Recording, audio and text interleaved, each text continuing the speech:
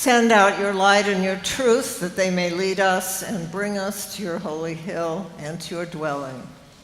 Amen.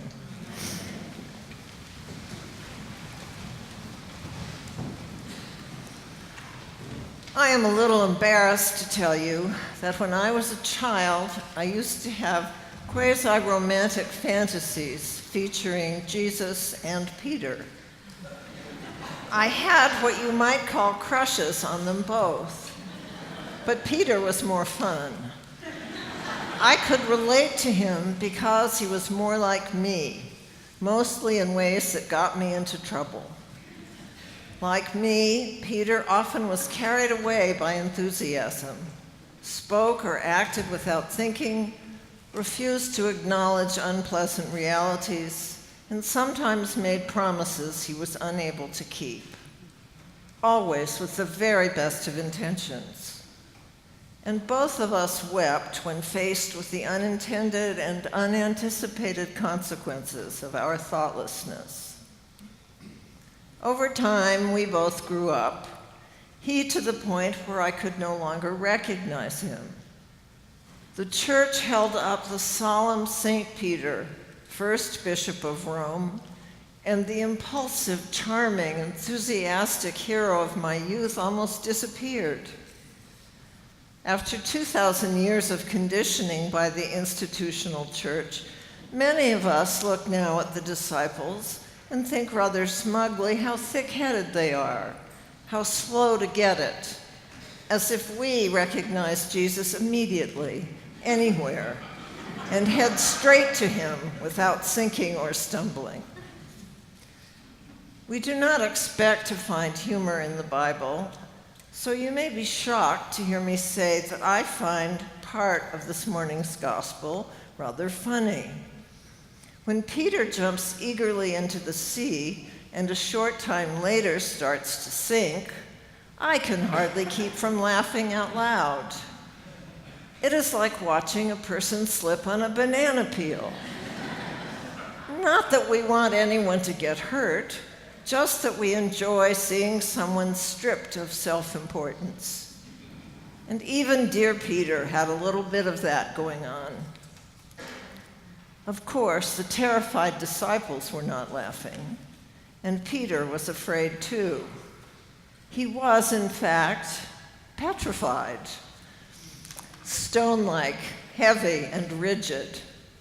In the grip of fear, we all lose our buoyancy, imagination, reason, and humor. To Peter and to us, Jesus says, "Fear not, only trust. Learn from me. Remember that God is your Father too." I hear him. I trust him. And yet, for the last 9 months, I have been afraid. The fear that began to creep over me as I watched the election returns has not disappeared. In fact, it has steadily increased despite my best efforts not to overreact to the consequences of the election. It did seem odd for the president to insist week after week that his inauguration crowds were bigger than any in history, when the photographic evidence to the contrary was right there for all of us, including him, to see. But what harm is there in a little exaggeration, I asked myself. For a foreign government to interfere with our election in order to effect a particular result didn't seem quite right. But the United States has been doing the same thing for decades, so it must be okay. Putting the children in charge of the Trump business to avoid the appearance of a conflict of interest seemed ethically questionable, but that didn't threaten me, did it? Neglecting to reiterate our pledge of support for NATO was a gratuitous insult to our closest allies. But maybe his eyes just skipped over that sentence. And after all, he did confirm the pledge later. The volume of venomous stream of consciousness tweets does suggest that he is not fully in control of his impulses and may be temperamentally unqualified for the job he holds. In fact, he may actually be mentally ill. But the people around him won't let him do anything crazy, will they? His admiration for Vladimir Putin is definitely strange. But didn't we all laugh when Mitt Romney said that Russia was our most serious enemy? Thanking Putin for expelling 755 American diplomatic personnel was bizarre, to say the least, even if he did so in jest. But was that really a danger signal? How worrisome is it really that twice a day he requires 2 25-page folders of flattering comments? This week, we learned that the FBI had conducted a pre-dawn raid on the home of his erstwhile campaign manager. That was alarming, until the president said that he barely knew Paul Manafort. Also, this week brought us threats of fire and fury like the world has never seen if North Korea doesn't get its act together. I was transported back to the days of air raid drills and bomb shelters and thought my fear might finally get the best of me. Then I remembered what Hermann Goering said: "The people can always be brought to the bidding of their leaders. All you have to do is tell them that they are in danger of being attacked and denounce the pacifists for lack of patriotism and exposing the country to danger."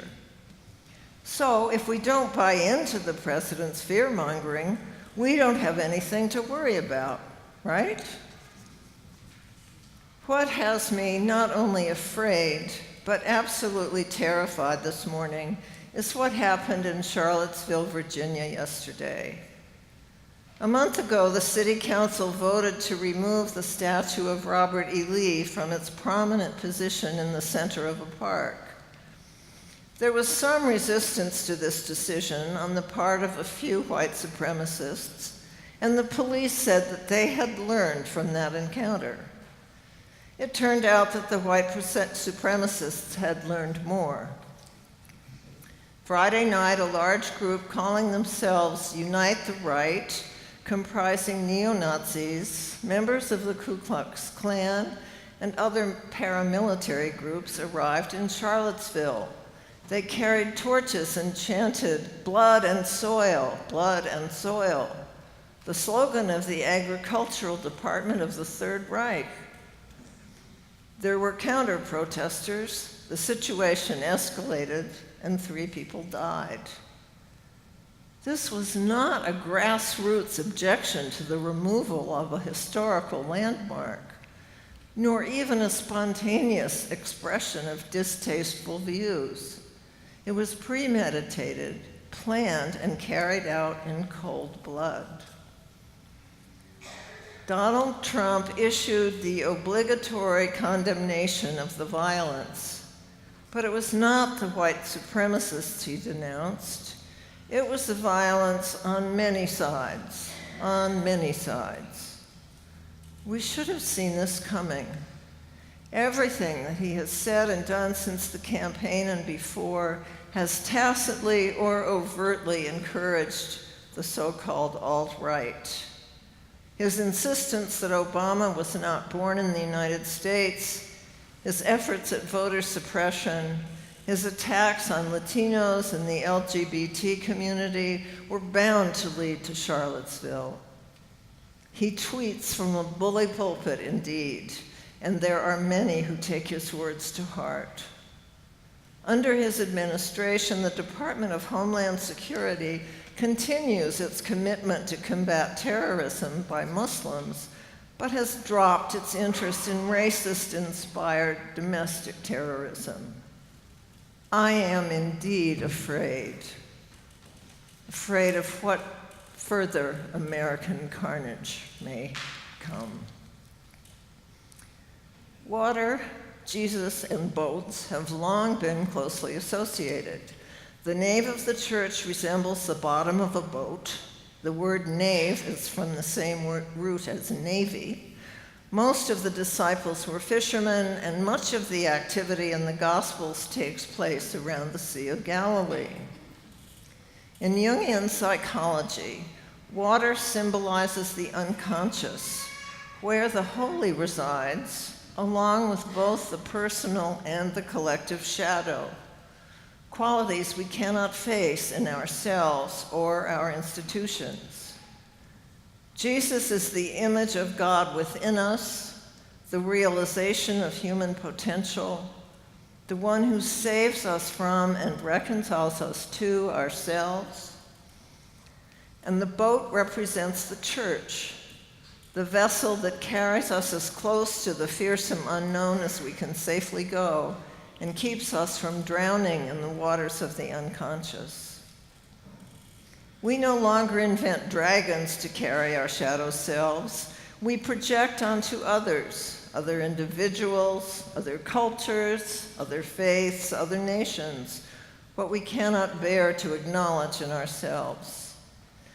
The general confession in the Book of Common Prayer is not merely a recital of personal transgressions, but a prayer of community self-examination.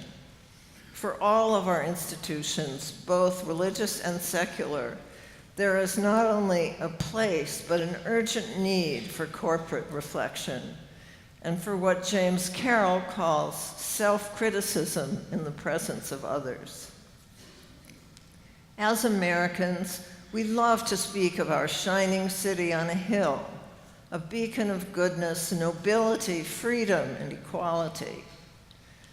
Even before Ronald Reagan added the adjective shining, we took great pride in this image from the Sermon on the Mount offered by John Winthrop in 1630.